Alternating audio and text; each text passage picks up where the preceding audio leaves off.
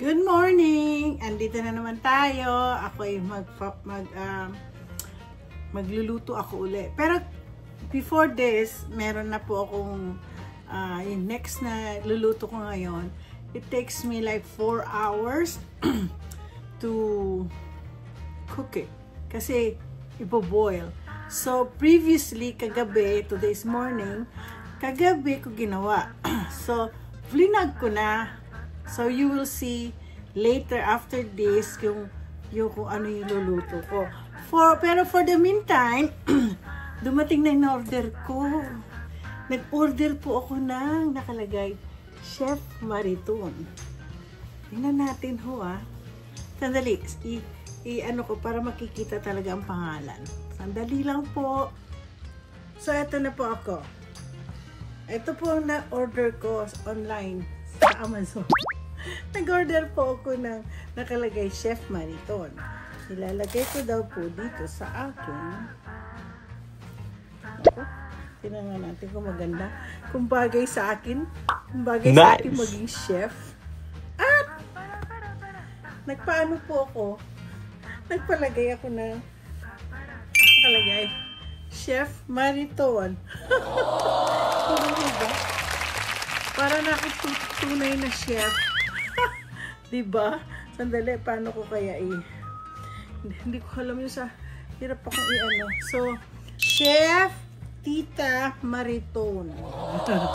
So, kanina, gaya na sinabi ko, lagay ng tabi natin muna itong mga dito kasing gamot ng aking asawa So, for now, natapos ko na po yung aking mga papakita ko sa inyo. Tapos ito po, marami po ako nabiling petchay. Malilit lang na petchay. So, ito po ilalagay ko dun sa aking lulutuin. Huhugasan na lang po natin. I-chop-chop ko pa rin yung mga yan. Hello po!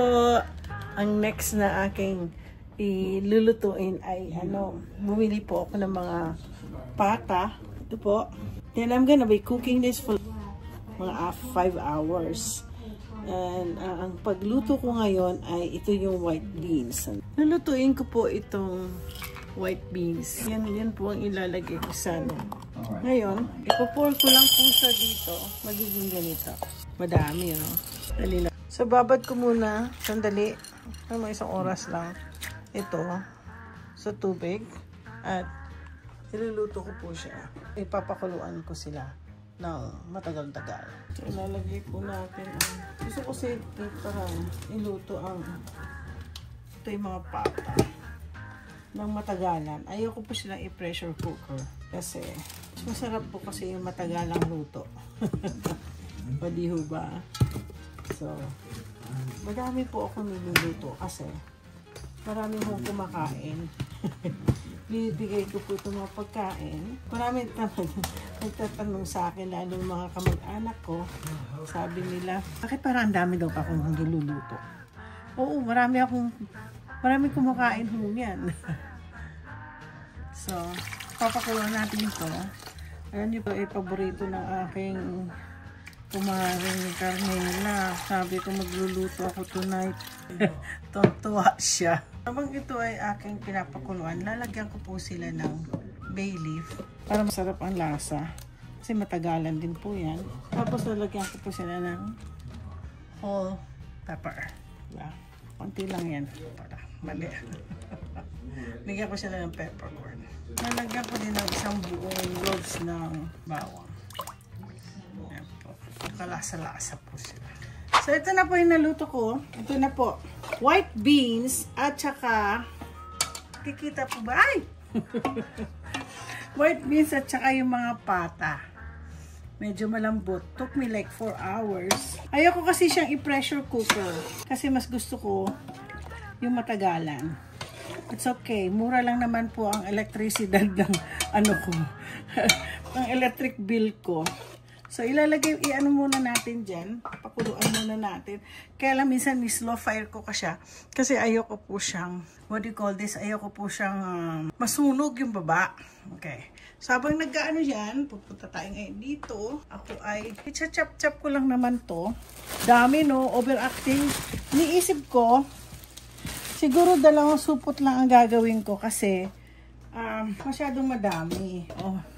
So gaganyanin ko lang naman yan. Masyadong madami kasi. Siguro yung leftover, gagawin ko lang siyang, siguro gigisa ko lang yung ano. Masarap to. Yung pechay. Nasubukan nyo na ba yung pechay na kahit wala siyang karne, iluto mo lang, sautay mo lang siya ng garlic. Ay, marami akong garlic ngayon. Kaya, yun lang. Tapos garlic, ano nyo lang, either gusto nyo lagyan ng oyster sauce, or toyo, or, you know, anything that would make the vegetable taste better. Kumukulo na, ilalagay ko na ang, ito na final ano. Actually, normally, ginagawa ko dito, ang aking nilalagay is yung napa cabbage. Oo. Ito yung tinatawag lang habichuelas. One time, nasa Orlando, Florida ako. Kumain kami sa Fogo de Chao. So, Fogo de Chao kasi it's a Brazilian restaurant. And, meron kasi silang buffet. Though, tanggalin natin yung hindi maganda.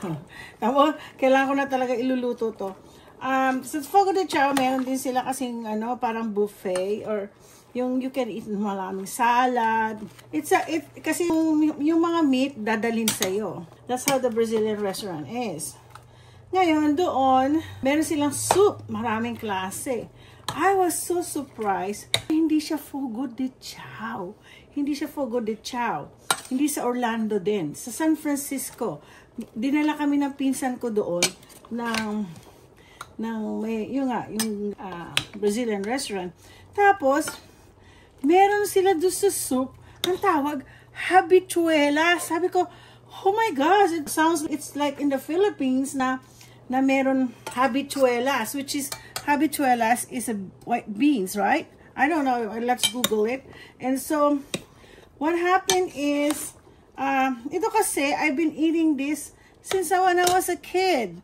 Oo, either you wanna put it, ito, pork, or chicken, or, basta it's a white beans that you wanna eat it. Ito po, tapos nga, one time meron din po ako natikman na na white beans, chicken naman ang kanilang nilagay. So, white beans and chicken, actually, alam nyo, sa totoo lang, I have to put the tomato base, but hindi na po ako magto-tomato base. Ganito na lang. So, minsan yung chicken, yun na nakain ko dun sa isang, actually, artista po, yung nagpunta kami nag-dinner. So, happen yung kasama ko, kaibigan niya yung stepfather ng artistang yun. So, sabi nung nanay, at saka yung artistang yun, kilala ko na siya nung bata pa. Hindi pa siya artista nun. So, naikwento nga sa akin, ang kapag kain namin is a white beans na may chicken. Pero yun, meron siyang tomato base. Siguro minsan gagawin ko yun. Pero masarap din kasi yung white beans na yun. So, anyway, chalala! Tapos na ako. Kakain na ako. So, heto na po yung aking naluto. White beans in a pork hock. Yan. Habichuelas nga. So, tutikman po natin kung masarap ang ginawa ko. Magulo ang aking... Heto na po tayo. Kumuha ko ng serving spoon. Ayoko kasing inaano yung hindi yung pagkain. Ito. Lalagay po natin dyan. Kakain ako. Alam mo, favorite ko talaga gulay. And besides, I have to cook the other half ng gulay na pechay. And pinag-iisipan ko pa kung ano. Hindi ako pwede mag-poll ngayon kasi I really have to cook the pechay now. Kasi kung hindi, masisira na naman ang aking mga pinamimili. Yun ang hindi maganda po sa akin. Ako po uupo na. Uupuan. Ang hirap nakatayo. Subukan natin. Ito, malambot na po yung pork hock. Ang tawag ko sa Amerika. Ang tawag sa ganito, pata ang tawag natin, no? Tawag sa Amerika, pork hock. Alam niyo, most of the German, if you go to Germany or kahit dito sa mga German villages, they always serve a pork hock. So every time we go to a German restaurant and they serve yung pork hot. You know what we do? We request for, kung pwede, they can make it crispy. Gaya nung nasa Germany kami, yung friend ko si Vivian, shout out kay Vivian. So, malaki yun. Malaki yung pork hot. So, maghahati kami. So, ni-request namin sa chef kung pwedeng i-crispy yung pork hot para maging crispy pata. Okay? Yun. Ganun nga po. Kaya talagang masarap ang pechay. Oo.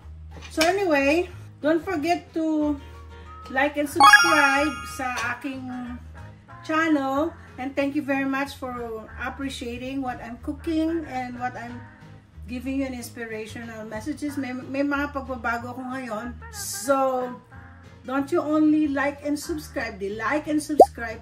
Paki-share din po sa ibang tao. Salamat po. Ako'y magluluto uli. Uubusin ko na to.